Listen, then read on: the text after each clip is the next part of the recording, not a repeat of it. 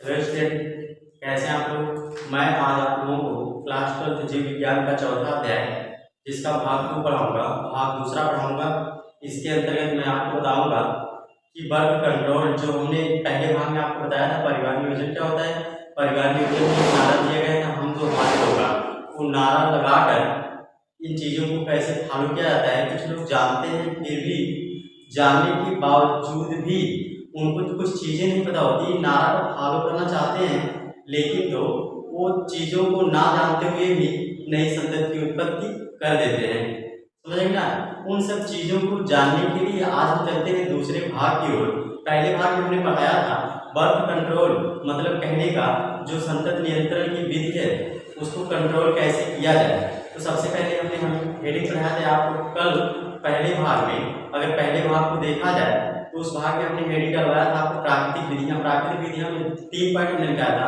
आवर्ती विधि, आवर्ती विधि में बताया था कुछ ऐसा दिन होता है महिला के मासिक चक्रण के समय कुछ दिनों को एवॉइड किया जाता है, उन दिनों के इंटरकोर्स की क्रिया या संभोग की क्रिया नहीं की जाती है, तो निषेचन की क्रिया कभी होती नहीं और महिला में प्रेगनेंसी नहीं होती है। दूसरा हमने पॉइंट बताया था स्तनपान। स्तनपान को अगर देखा जाए तो महिला में प्रसव की क्रिया के बाद महिला में जब बच्चा पैदा हो जाता है तो उसके 6 महीने बाद तक मासिक चक्र नहीं होता है। अगर मासिक चक्र नहीं होगा तो अंडाणु का निर्माण नहीं होगा, जब अंडाणु का निर्माण नहीं होगा तो निषेचन की क्रिया भी नहीं होगी, क्योंकि अंडाणु से प्राण मिलेंगे। तीसरा पॉइंट हमने बताया था संभोग व्यवधान। अगर संभोग व्यवधान को देखा जाए तो संभोग व्यवधान में बताया था जब महिला और पुरुष आपस में इंटरकोर्स की क्रिया कर रहे होते हैं, सेक्स की क्रिया कर रहे होते हैं, जैसे पुरुष को पता चले कि अब सीमन का स्राव होने वाला, सीमन निकलने वाला है, उसी समय पुरुष जो है महिला की योनि से अपने लिंग को बाहर निकाले और सीमन का स्राव बाहर करवाए। अगर सीमन का स्राव बाहर होगा तो शुक्राणु अंदर जाएंगे नहीं और कभी मिल पाएंगे नहीं और निषेचन की क्रिया होगी नहीं। फिर उसके बाद हमें बताया था आईयूडीएस, इंट्रायूटेरिन इंसेमिनेशन, अंतः गर्भाशय यंत्र। ऐसी महिला जो बच्चा पैदा नहीं करना चाहती है अपने गर्भाशय में कुछ यंत्रों को रोपित करवा देती है बाह्य चिकित्सक के द्वारा। अगर चिकित्सक के द्वारा रोपित करवाया गया यंत्र जो होता है उस यंत्रों के कारण शुक्राणु और अंडाणु नष्ट हो जाते हैं, जिसके कारण प्रेगनेंसी नहीं होती है। समझ ना। ये यंत्र जो होते हैं स्टील, तांबा, प्लास्टिक आदि के बने होते हैं। आज हमारे पास चौथा पॉइंट, तीसरा पॉइंट है बाधा पद्धति। आइए बाधा पद्धति को देखते हैं। हेडिंग डालते हैं बाधा पद्धति। बाधा पद्धति, बाधा पद्धति को कहा जाता है बैरियर मेथड्स। अगर हम बात करें बैरियर मेथड्स या बाधा पद्धति की तो इसमें हम लिखेंगे इस विधि में निषेचन की क्रिया को रोकने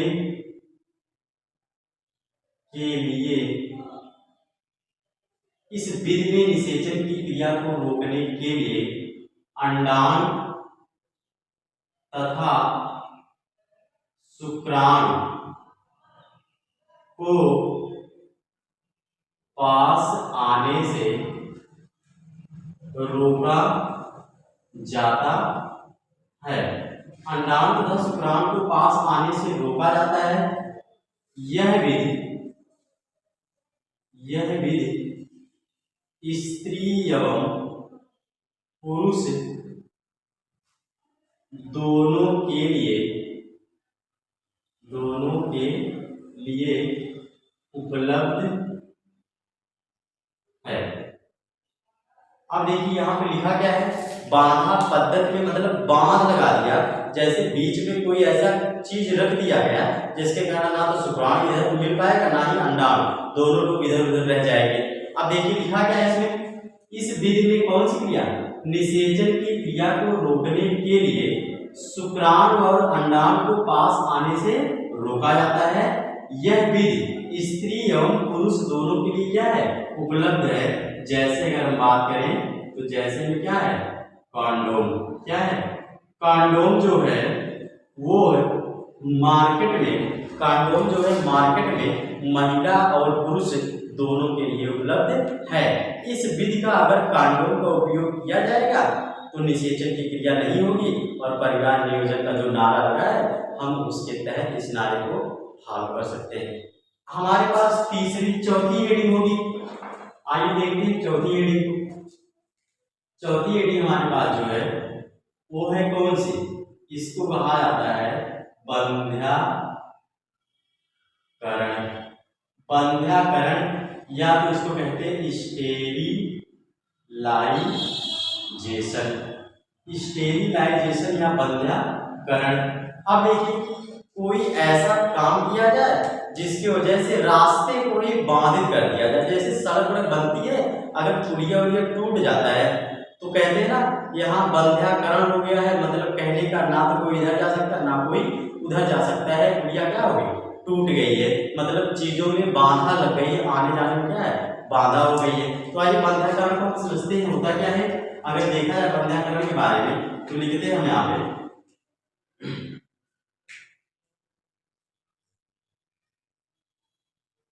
इस विधि में जनन वाहिनियों को किसी स्थान पर काट कर बांध दिया जाता है, जिससे जननों से निकलने वाले युग्मकों का रास्ता अवरुद्ध हो जाता है। यह एक अस्थायी विधि है। कैसी विधि? अस्थायी विधि। अब देखिए कहने का मतलब ये है बंध्याकरण में क्या करते हैं, ऐसी चीजों को काट देते हैं जिसके कारण ना तो शुक्राणु और ना ही अंडाणु बीच में क्या होगा, बिल्कुल चीजों को तोड़ दिया जाएगा जिससे शुक्राणु और अंडाणु आपस में मिल नहीं पाएंगे।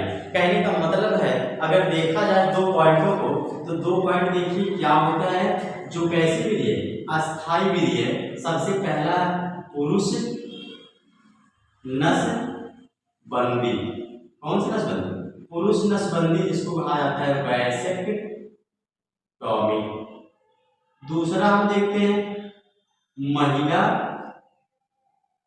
नसबंदी। महिला नसबंदी को देखें तो इसको कहा जाता है क्या? ट्यूबेक्टॉमी। अब देखिए हम जरा फिर से एक बार समझते हैं। जनन वाहिनी मतलब उस नलिका की को काट दिया जाता है जिसमें जनन की मतलब संतति उत्पत्ति की सबसे पहली कोशिका बनेगी। फिर आगे क्या है? किसी स्थान से काट कर क्या किया जाता है? बांध दिया जाता है, जिससे जननों, जनन मतलब जैसे आप जानते हो महिलाओं में प्राथमिक लैंगिक अंग को जनन कहते हैं। प्राथमिक लैंगिक अंग वह अंग जिसमें प्राथमिक इकाई का निर्माण होता है। जैसे अंडाणु का निर्माण जहां पे होगा उस अंग को कहेंगे हम प्राथमिक लैंगिक अंग। जो महिला में है क्या? अंडाशय। वैसे पुरुष में क्या है? वृषण। समझ ना? जननों से निकलने वाले युग्मकों के का रास्ता अवरुद्ध हो जाता है। और एक ऐसी विधि है अस्थायी विधि। हमारे पास दो विधियां हैं, पुरुष नसबंदी और महिला नसबंदी। तो आइए हम देखते हैं पुरुष नसबंदी क्या होता है और महिला नसबंदी क्या होता है।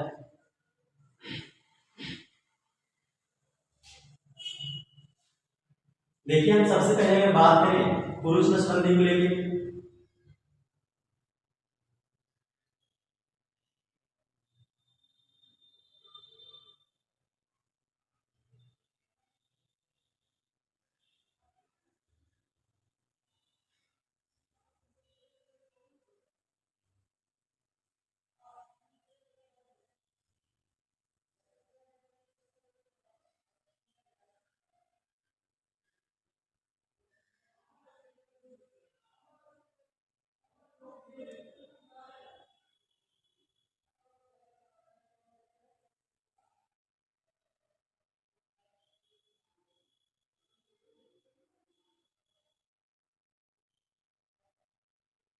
देखिए इस तरह से बन के तैयार हो गया नर जनन तंत्र। नर जनन तंत्र का ये जो भाग है, इस भाग को कहा जाता है वृषण। वृषण से जो वृषण में किसका निर्माण होता है? शुक्राणु का। किसका निर्माण होता है? शुक्राणु का। अब ये जो शुक्राणु है इन्हीं को आगे जाने नहीं दिया जाता है। शुक्राणु जो निकलते हैं तो सबसे पहला चौराहा होता है क्या? सबसे पहला चौराहा होता है वृषण जालक। फिर दूसरा चौराहा होता है शुक्रवाहिका। तीसरा चौराहा होता है अधिवृषण। समझ में आया? ये जो चौथा चौराहा एक लंबा सा भाग होता है जिसको कहा जाता है शुक्र वाहिनी। क्या कहते हैं? शुक्रवाहिनी। शुक्रवाहिनी को कहा जाता है वास डिफरेंस। क्या कहते हैं? Vas deferens. अब देखिए पुरुषों में इसी शुक्रवाहिनी को पुरुष नसबंदी करने के लिए इसी शुक्रवाहिनी को काट कर बांध दिया जाता है। और जब शुक्रवाहिनी को काट कर बांध दिया जाएगा तो वृषण से निकला हुआ शुक्राणु आगे जा पाएगा? नहीं जा पाएगा। और जब जा नहीं पाएगा तो इसी को हम कहते हैं पुरुष नसबंदी, या तो इसको कहते हैं वैसेक्टॉमी। समझ ना? अब देखिए ये जो भाग है यहाँ पे इस भाग को कहा जाता है prostate gland, seminal vesicle gland, bulbo urethral gland. आपके पास इस नसबंदी को देखिए बहुत मस्ट क्वेश्चन, मोस्ट क्वेश्चन होता है कि अगर पुरुष की नसबंदी हो जाए तो क्या वो बच्चा पैदा कर पाएगा? वो तो दुनिया जानती नहीं कर पाएगा। लेकिन तो लेवल क्या है आपका? पढ़ाई का। पढ़ाई में क्वेश्चन किस तरह से पूछा जाएगा? सुनो, ये क्वेश्चन होगा कि अगर पुरुष की नसबंदी कर दी जाए तो पुरुष में सीमन निकलेगा कि नहीं निकलेगा? वीर्य आएगा कि नहीं आएगा? तो वीर्य आएगा लेकिन तो उसमें शुक्राणु नहीं होंगे जिससे नई संतति की उत्पत्ति हो जाएगी। ठीक है ना? शुक्राणु यहाँ बन रहा है तो शुक्राणु के आने का रास्ता तोड़ दिया गया है। लेकिन तो ये जो तीनों लोग हैं इनमें किसका निर्माण होता है? वीर्य का निर्माण होता है। तो वीर्य आएगा आएगा आएगा, मतलब हाँ हाँ हाँ। समझ रहे क्या? इस तरह से होता है पुरुष नसबंदी। अब आप देखिए वृषण एक है, समझ रहे ना? तो एक ही रास्ते को काटा है। अगर वृषण दूसरा भी होगा तो दूसरे रास्तों को भी काटना है। हमारे पास दूसरी हेडिंग है महिला नसबंदी। महिला नसबंदी। अगर महिला नसबंदी की बात करें तो इसको कहा जाता है ट्यूबेक्टॉमी। महिला नसबंदी क्या करता है? ट्यूबेक्टॉमी। आइए हम समझते हैं ट्यूबेक्टॉमी क्या होता है। तो ट्यूबेक्टॉमी समझने के लिए हमारे पास फिगर होगा। देखिए इस तरह से फिगर बना देते हैं।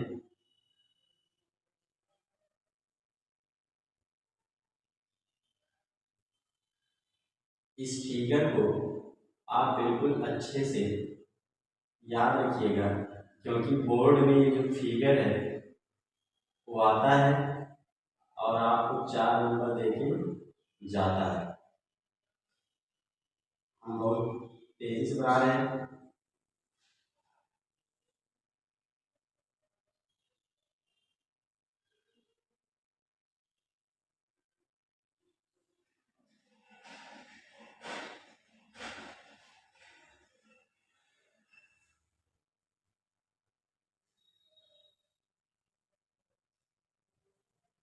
ऐसे करके आप तैयार हो गया मादा जनन तंत्र। अगर मादा जनन तंत्र की बात करें तो क्या है? गर्भाशय। क्या है? गर्भाशय। ये जो है इस भाग को कहा जाता है अंडाशय। अंडाशय किसका निर्माण होता है? अंडाणु का। इसी अंडाणु को आने ना दिया जाए उस क्रिया को कहेंगे बंध्याकरण। अब देखिए महिला नसबंदी में होता क्या है? ये जो है इस भाग को कहते हैं अन्नवाहिनी। मतलब कहने का जिस रास्ते से अंडाणु है वो बाहर जाएगा और शुक्राणु से मिलने का प्रयास करेगा, उसी रास्ते को हमें क्या करना है? अवरुद्ध करना है, तोड़ फोड़ देना है। समझ लेना है? अब देखेंगे यहाँ पर ये जो अंडवाहिनी है, अंडवाहिनी को हमें क्या करना होता है? काट देना होता है। अंडवाहिनी क्या कर दिया? काट के कर दिया। इसको कहा जाता है ओविडक्ट। ओविडक्ट अगर कट कर दिया गया तो इसको कहा जाता है ट्यूबेक्टॉमी। ट्यूबेक्टॉमी को कहा जाता है महिला नसबंदी। अगर हम बात करें महिला नसबंदी की तो देखिए जो रास्ता उधर है वही रास्ता इधर है, इसलिए इन दोनों रास्तों को भी काटना पड़ेगा, क्योंकि अगर एक रास्ते को काटोगे तो दूसरे रास्ते से अंडाशय आ सकते हैं, क्योंकि हमारे पास अंडाशय जो है वो कितने हैं, 2 है। समझ में ना, इस तरह से होता है महिला नसबंदी। अब हमारे पास होगा बर्थ कंट्रोल की 5वीं विधि, जिसका नाम है देखिए मौखिक गर्भ निरोधक तरीके। कौन से तरीके? मौखिक गर्भ निरोधक तरीके, या इसको कहा जाता है ओरल कंट्रासेप्टिव मेथड्स। कौन से मेथड्स? ओरल कंट्रासेप्टिव मेथड्स, या तो दूसरी भाषा में इसको और एक नाम दिया जाता है हार्मोनल गर्भ निरोधक तरीके। समझेगी ना? आइए पढ़ते हैं हार्मोनल गर्भ निरोधक तरीके या तो मौखिक गर्भ निरोधक तरीके। एक्चुअली ये होता क्या है, इसके बारे में जानिए जरा। लिखेंगे इसमें 2 पार्ट लिखेंगे। यह गर्भ निरोधक की सबसे सरल विधि है। इसमें स्त्री द्वारा गर्भ निरोधक गोलियां खाकर गर्भ धारण से रोका जाता है। अब देखिए ये जो है गर्भ निरोधक मतलब ओरल कंट्रासेप्टिव मेथड्स, इसमें महिलाओं के द्वारा दवाइयों का उपयोग किया जाता है जिससे महिलाओं में गर्भधारण ही ना होता है। तो देखिए हमारे पास क्या लिखा गया है पॉइंट, यह गर्भ निरोधक की सबसे सरल विधि है। इसमें किसके द्वारा? स्त्री द्वारा गर्भ निरोधक गोलियां मतलब टेबलेट खाकर गर्भधारण को क्या किया जाता है, रोका जाता है। इसमें जैसे टेबलेट का अगर नाम देखा जाए तो सबसे पहला आप याद रखिए माला डी। माला डी अगर आप देखोगे तो ये बसों के पीछे बिल्कुल बड़ा सा चार्ट चिपका होता है माला डी का। तो माला डी टेबलेट होता है जिससे गर्भधारण से बचा जा सकता है। माला डी टेबलेट होता है एमसी मतलब मासिक चक्र स्टार्ट, मासिक चक्र जब से स्टार्ट होता है तब से एक टेबलेट प्रति दिन लिया जाता है। और वो भी कितने दिनों तक? 21 दिनों तक। समझे? फिर इसके बाद दूसरा हमारे पास होता है सहेली। अगर हम सहेली की बात करें, जो सहेली है वह भी क्या होता है, टेबलेट होता है। एक टेबलेट कितने दिनों में? 1 वीक मतलब कहने का एक टेबलेट का उपयोग एक सप्ताह में एक टेबलेट का उपयोग किया जाता है। इस प्रकार से 2 दवाइयों को खाया जाता है जिससे महिलाओं में गर्भधारण नहीं होता है, माला डी और सहेली। अगर हम बात करें इसके बाद जो हमारे पास पॉइंट होगा, ये तो बात की बर्थ कंट्रोल मतलब संतति को नियंत्रित कैसे किया जाए, इन सब चीजों के बारे में। अब कुछ ऐसे विश्व में दंपति होते हैं जिनके पास संतति ही नहीं पैदा होती है, स्टेराइल हो जाते हैं, बांझ हो जाते हैं। उनके लिए हमारे पास फंडा है, वो हम पढ़ेंगे अगले भाग में, जिसको कहा जाता है सहायक जनन प्रौद्योगिकी।